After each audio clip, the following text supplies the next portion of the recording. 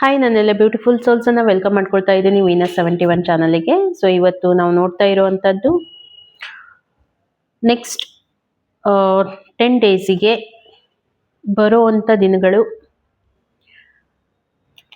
ಸಿಂಹ ರಾಶಿಯವರ ಒಂದು love relationship reading ಯಾವ ರೀತಿ ಆಗಿರುತ್ತೆ ಅಂತ ಹೇಳಿ. ಇದುವರೆಗೂ ರೀಡಿಂಗಿಗೆ ಕನೆಕ್ಟ್ ಆಗಿಲ್ಲ ಅಂತಂದ್ರೆ ಕನೆಕ್ಟ್ ಮಾಡ್ಕೊಳ್ಳಿ, ಚಾನಲ್ ಅನ್ನ ಸಬ್ಸ್ಕ್ರೈಬ್ ಮಾಡ್ಕೊಂಡು. ಹಾಗೆ ಈ ರೀಡಿಂಗ್ ಅನ್ನ married unmarried first second marriage ಯಾರಾದ್ರೂ ನೋಡ್ಬೋದು, ರಿಲೇಶನ್ಶಿಪ್ ಅಲ್ಲಿ ಇದ್ದೀರಾ ಅವರು ಕೂಡ ನೋಡ್ಬೋದು. ಸೊ ಪರ್ಸನಲ್ ರೀಡಿಂಗ್ ಆಪ್ಷನ್ಸ್ ತುಂಬಾ ಜನ ಕೇಳ್ತಾ ಇದ್ದೀರಾ, ಹಾಗಾಗಿ ಯಾರಿಗಾದ್ರೂ ಪರ್ಸನಲ್ ರೀಡಿಂಗ್ ಬೇಕಂತಂದ್ರೆ ಮೊಬೈಲ್ ನಂಬರ್ ಅನ್ನ ಮೆನ್ಷನ್ ಮಾಡಿರ್ತೀನಿ, ವಾಟ್ಸಪ್ ಮೆಸೇಜ್ ಮಾಡಿ ಹಾಯ್ ಅಂತ ಹೇಳಿ, ಡೀಟೇಲ್ ಬರುತ್ತೆ. ಪರ್ಸನಲ್ ರೀಡಿಂಗು ಪೇಡ್ ಕನ್ಸಲ್ಟೇಷನ್ಸ್ ಇರುತ್ತೆ. ಓಕೆ, ನೋಡೋಣ ಏನ್ ಬರ್ತಾ ಇದೆ ಸಿಂಹ ರಾಶಿಯವರ ಒಂದು ಲವ್ ರಿಲೇಶನ್ಶಿಪ್ ರೀಡಿಂಗ್ ಯಾವ ರೀತಿ ಇದೆ ಅಂತ ಹೇಳಿ.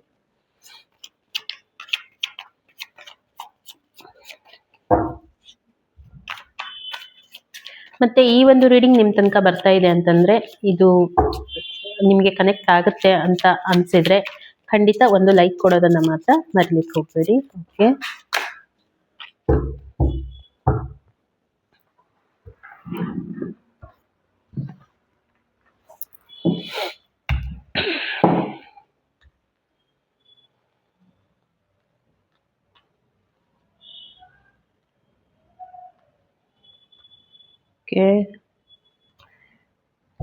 ಒಂದು ಗೈಡೆನ್ಸ್ ಗೈಡೆನ್ಸ್ ಕೂಡ ಬಂದಿದೆ. Thank you.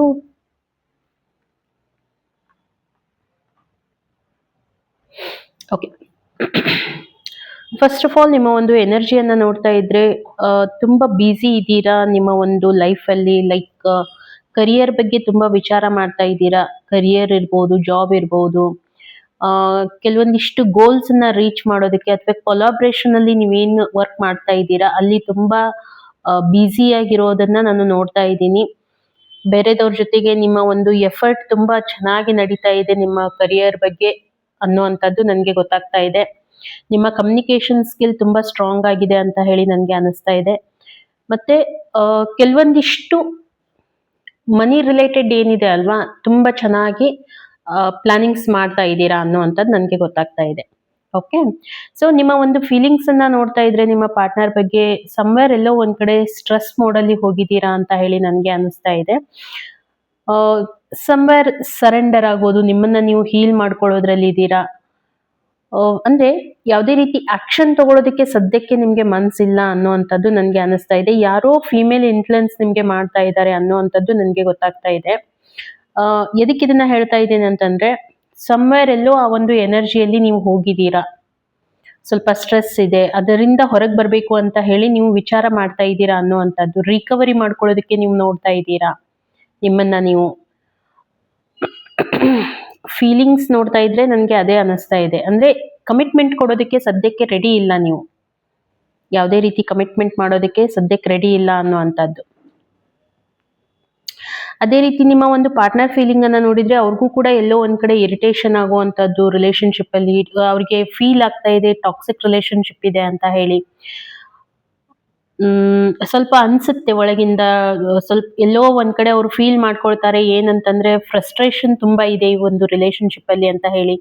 ಪದೇ ಪದೇ ಜಗಳ ಆಗುವಂತದ್ದು, ಇರಿಟೇಟ್ ಆಗುವಂತದ್ದು ಮಾತಾಡಿದ್ರೆ. ಮತ್ತೆ ಟಾಕ್ಸಿಸಿಟಿ ಅನ್ನುವಂಥದ್ದು ನೋಡಿ ಎಲ್ಲಾದ್ರೂ ಅವ್ರಿಗೆ ಬ್ರೇಕ್ ಹಾಕುವಂತದ್ದು ಅಥವಾ ಇನ್ಫ್ಲುಯೆನ್ಸ್ ಮಾಡುವಂತದ್ದು, ಮ್ಯಾನಿಪುಲೇಟ್ ಮಾಡುವಂತದ್ದು, ಈ ರೀತಿ ಎಲ್ಲ ನಡೀತಾ ಇದೆ ಅಂತ ಹೇಳಿ ಅವ್ರ ಫೀಲಿಂಗ್ ಕೂಡ ಇದೆ ಹೇಳ್ತಾ ಇದೆ.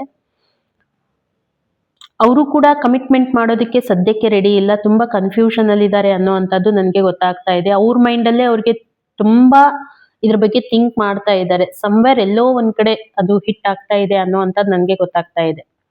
ಓಕೆ,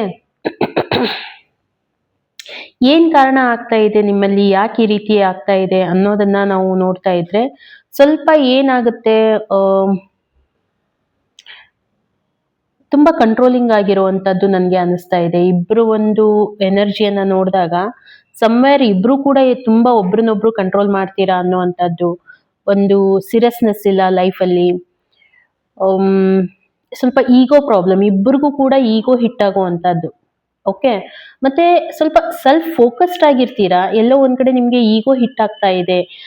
ನೀವ್ ಮಾತಾಡಿದ್ದೆ ಅನ್ನುವಂಥದ್ದು ನೀವ್ ನಡ್ಕೊಳ್ಳೋದು, ಅವ್ರು ಮಾತಾಡಿದ್ದೆ ಅನ್ನುವಂಥದ್ದು ಅವ್ರು ನಡ್ಕೊಳ್ಳೋದು, ಈ ರೀತಿ ಎಲ್ಲೋ ಒಂದ್ ಕಡೆ ನಡೀತಾ ಇದೆ. ಕಂಟ್ರೋಲಿಂಗ್ ನಡೀತಾ ಇದೆ ಅನ್ನುವಂಥದ್ದು. ಅದಕ್ಕಾಗಿ ನಿಮ್ಮಲ್ಲಿ ಮೇನ್ ಆಗಿ ಮೇಜರ್ ಆಗಿ ಈ ಪ್ರಾಬ್ಲಮ್ಸ್ ಬರ್ತಾ ಇದೆ ಅಂತ ಹೇಳಿ ಕೂಡ ಇಲ್ಲಿ ಯೂನಿವರ್ಸ್ ಹೇಳ್ತಾ ಇದೆ. ಹಾಗಿದ್ರೆ ಮುಂದೆ ಏನಾಗ್ಬೋದು? ಬರುವಂತ ದಿನಗಳಲ್ಲಿ ಏನಾಗ್ಬೋದು? ಓಕೆ, ಒಂದು ನ್ಯೂ ಬಿಗಿನಿಂಗ್ ಆಗತ್ತೆ ನೀವು ಎಫರ್ಟ್ ಹಾಕಿದ್ರೆ. ಓಕೆ.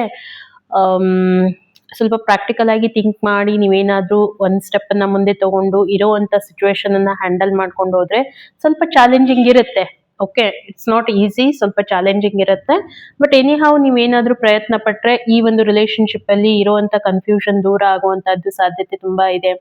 ಒಂದು ಕ್ಲಾರಿಟಿ ಬರುವಂತದ್ದು, ನ್ಯೂ ಬಿಗಿನಿಂಗ್ ಇರ್ಬೋದು, ರೀಕನ್ಸಿಲೇಷನ್ ಇರ್ಬೋದು, ಚಾನ್ಸಸ್ ನನಗೆ ತುಂಬಾನೇ ಕಾಣ್ತಾ ಇದೆ ಇನ್ ಫ್ಯೂಚರ್ ಅಲ್ಲಿ. ಓಕೆ. ಹಾಗಿದ್ರೆ ಯೂನಿವರ್ಸ್ ನಿಮ್ಗೆ ಏನು ಗೈಡೆನ್ಸ್ ಕೊಡ್ತಾ ಇದೆ ಅನ್ನೋದನ್ನ ನಾವು ನೋಡೋಣ. ಯೂನಿವರ್ಸ್ ಗೈಡೆನ್ಸ್ ಏನ್ ಬರ್ತಾ ಇದೆ ಅಂದ್ರೆ, ಈ ಗಾಸಿಪ್ ಮಾಡೋರಿಂತ್ರ ಅಥವಾ ಯಾರೋ ನಿಮ್ಮ ಲೈಫ್ ಅಲ್ಲಿ ಬೇರೆದವರು ಎಂಟ್ರಿ ಆಗ್ತಾ ಇದ್ದಾರೆ ಅಂತಂದ್ರೆ ಅವ್ರಿಂತ್ರ ದೂರ ಇರೋದನ್ನ ನೀವು ಕಲಿಬೇಕು.